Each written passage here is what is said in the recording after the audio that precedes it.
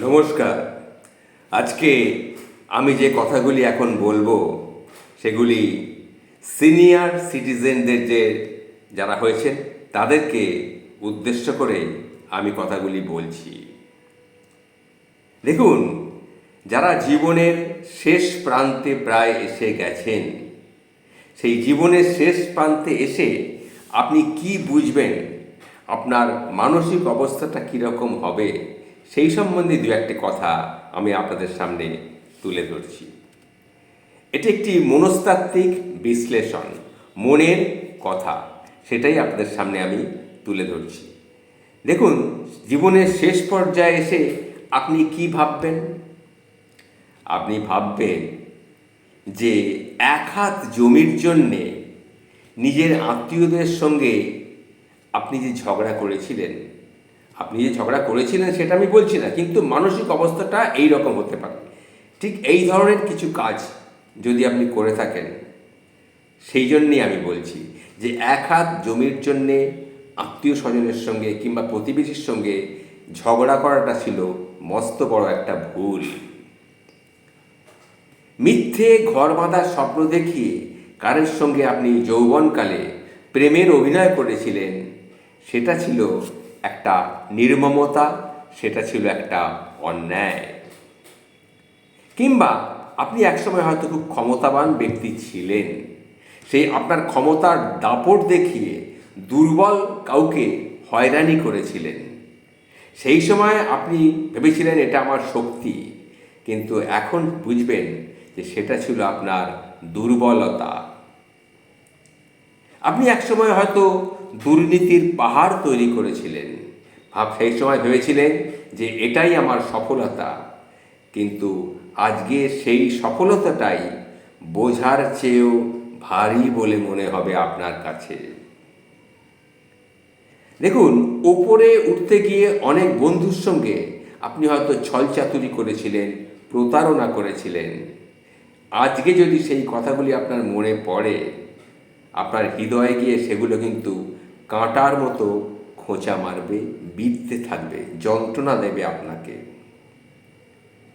আপনি দিনের পর দিন অকারণে যদি কাউকে কষ্ট দিয়ে থাকেন, হয়তো নিজের অহংকারে বা নিজের স্বার্থেই দিয়েছিলেন, কিন্তু এই জীবনের শেষ প্রান্তে এসে আপনি বুঝবেন যে সেটা আপনি ভুল করেছিলেন। কিছু কিছু জায়গায় আপনি এই ভুলটাকে কিন্তু শোধরাতেও পারতেন। কিছু কিছু জায়গায় আপনি যদি নিজেকে একটু ছাড় দিতেন, তাহলে আজকের জীবনটা আপনার খুব শান্তিময় হতো। কিন্তু অনেক টাকা রোজগার করলেও আপনি যে শান্তিটা পেতে পারেন না, অল্প টাকা রোজগার করেও সেই শান্তিটা কিন্তু আপনি পেতে পারেন, যদি যদি আপনি মানবিকতার দিক দিয়ে কিছুটা উদার থাকেন, সৎ থাকেন, তাহলেই অল্প রোজগার হলেও আপনি কিন্তু এই শেষ জীবনে এসে এই অনুতাপগুলো আপনাকে দগ্ধ করতো না। আজকে আপনি বুঝতে পারবেন, সেই জীবনের শেষ প্রান্তে এসে আপনি বুঝতে পারবেন, আপনি টের পাবেন যে টাকা দিয়ে সুখ কেনা যায় না, আর অন্যকে কষ্ট দিয়ে নিজে ভালো থাকা সম্ভব নয়। আপনি মানুষের অনেক আশীর্বাদ অর্জন করেছেন, অনেক দোয়া অর্জন করেছেন, লোকের শ্রদ্ধা ভালোবাসা পেয়েছেন, আবার নাও পেতে পারেন। যদি আগেকার যে কথাগুলো বললাম এগুলো করে থাকেন, তখন লোকের শ্রদ্ধা ভালোবাসার যে পাননি, তার যন্ত্রণা কিন্তু আপনার কাছে আজকে গভীর একটা আফসোস হয়ে দেখা দেবে। আপনি কি চাইবেন?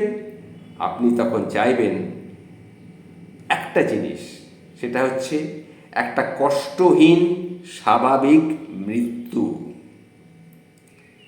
মৃত্যুশয্যায় শ্বাসকষ্ট যখন ধুঁকতে থাকবেন, তখন আপনি ভাববেন মানুষের অভিশাপ কুড়িয়ে এনে আপনি যে জীবনটা কাটালেন, সেটাই ছিল আপনার সবচেয়ে বড় ভুল।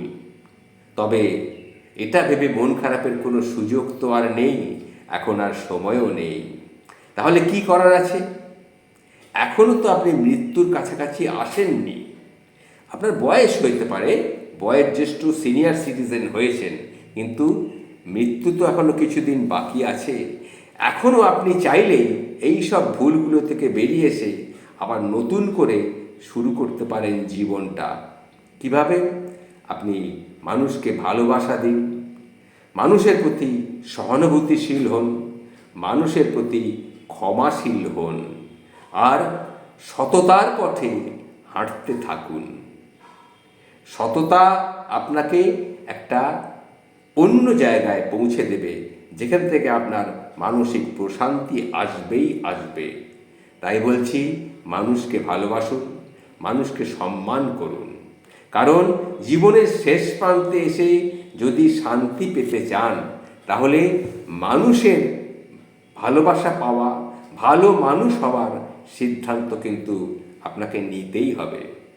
তাই এখন থেকেই শুরু করে দিন, জীবনকে একটু নতুনভাবে ভাবুন, জীবনটা নিয়ে নতুনভাবে কিছু ভাবুন, জীবনটাকে আবার একটু ছাঁকনিতে ফেলে আগেকার ভুলগুলোকে শুধরে নিয়ে নতুনভাবে চলা শুরু করুন।